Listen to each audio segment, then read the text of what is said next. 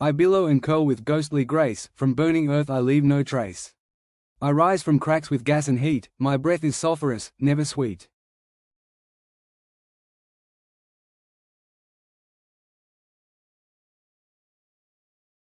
I'm narrow, deep, and often cold, carved by rivers brave and bold. Between steep cliffs I make my way, a winding scar where waters play.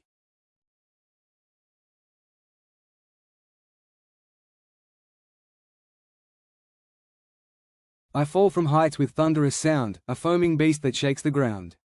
Not gentle, calm, or smooth or small, I rage and roar and never stall.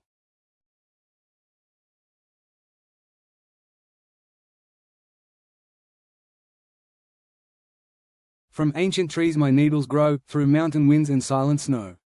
I stay evergreen through frost and fire, in highland woods I never tire.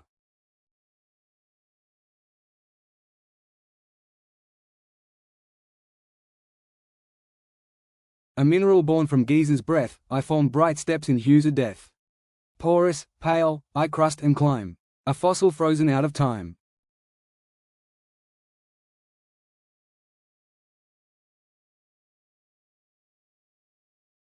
I'm flat on top, but steep below, a desert king in evening glow. I rise alone from dusty sea, what western painters love in me.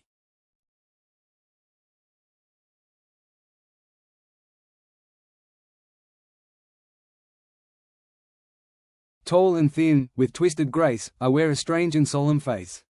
Erosion carved me long ago. I'm stone, yet shaped like human show.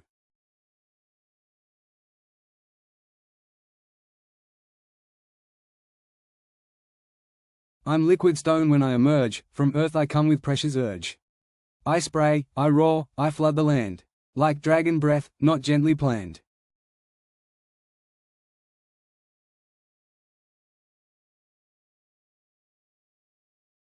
Though I may seem oddly placed, with jagged form and funny face, among the beauty I appear.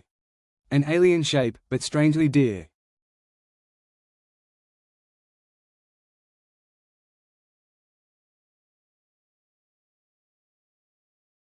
No plants on me, no leafy shade, just rock and dust, my soul is laid. The sun beats down, I bear the pain, a lifeless land, a dry domain.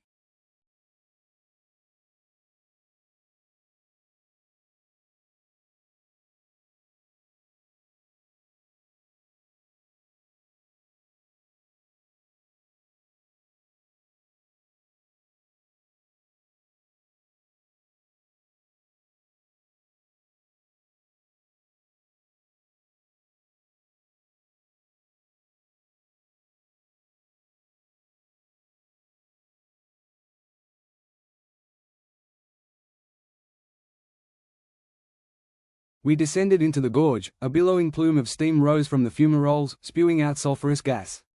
The trail was flanked by conifer trees, and eerie hoodoos, chiseled into the red rock.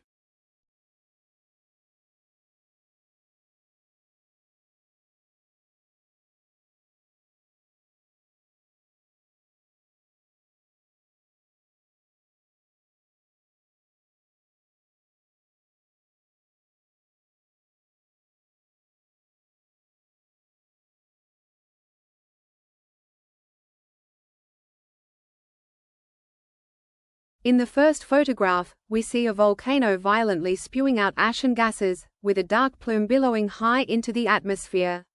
The fumaroles scattered across the slope hint at intense geothermal activity below the surface.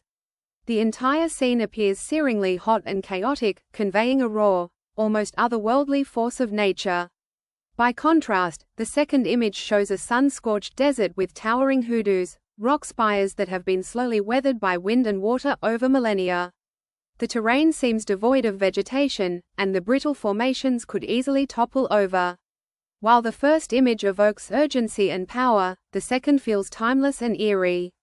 Personally, I find the hoodoo landscape more beguiling, precisely because of its silence and stillness. It's a visual paradox, motionless, yet shaped by motion over centuries. Both landscapes are humbling, but in very different ways.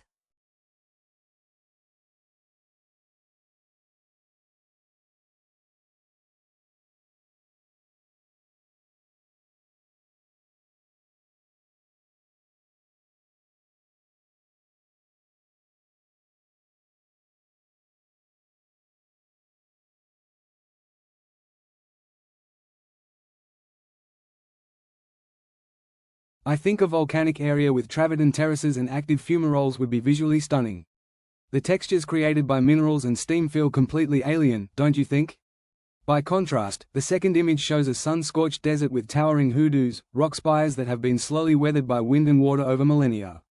The terrain seems devoid of vegetation, and the brittle formations could easily topple over.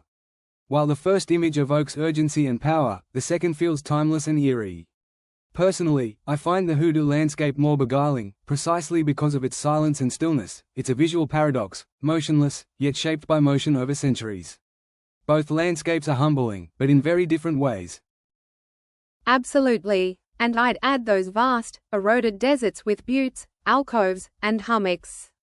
There's something surreal about landscapes that seem set adrift in time, almost like forgotten relics of a different world.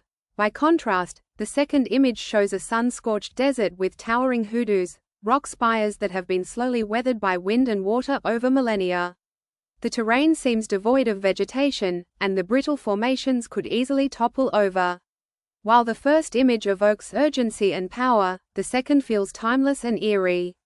Personally, I find the hoodoo landscape more beguiling, precisely because of its silence and stillness. It's a visual paradox, motionless, yet shaped by motion over centuries.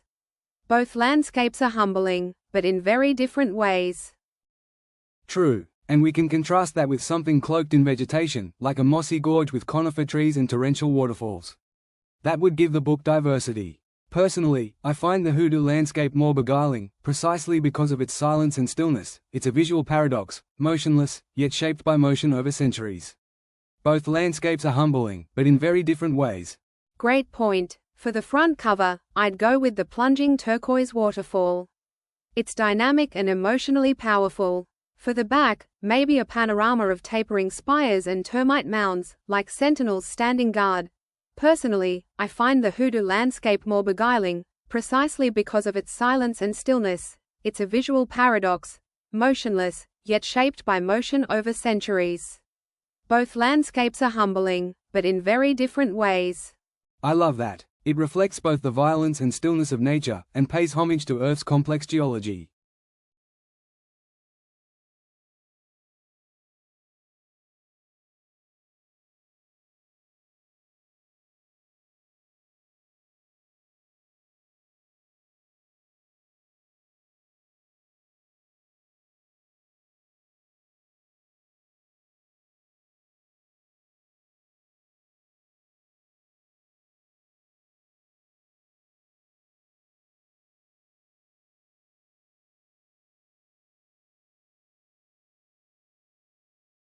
Why do you think people are drawn to desolate landscapes devoid of vegetation?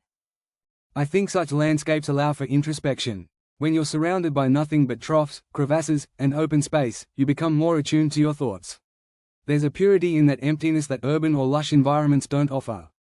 Plus, the harsh beauty, say, sun-scorched plains or tapering rock pillars, can be strangely comforting in their honesty. In what ways does a natural landscape pay homage to time and history? Eroded formations like hoodoos or layered buttes are like Earth's timeline carved in stone. Each layer is a geological memory. When you walk through a gorge chiseled into bedrock, it's like stepping into a living museum where wind and water are the only sculptors. The weathering process alone spans thousands of years. It's a kind of natural tribute.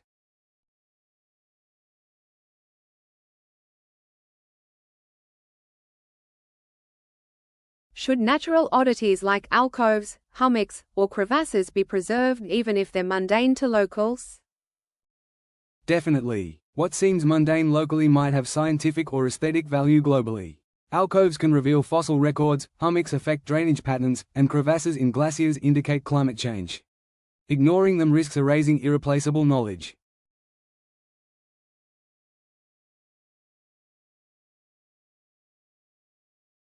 Do places that look set adrift or woven into the earth make better destinations than urban ones?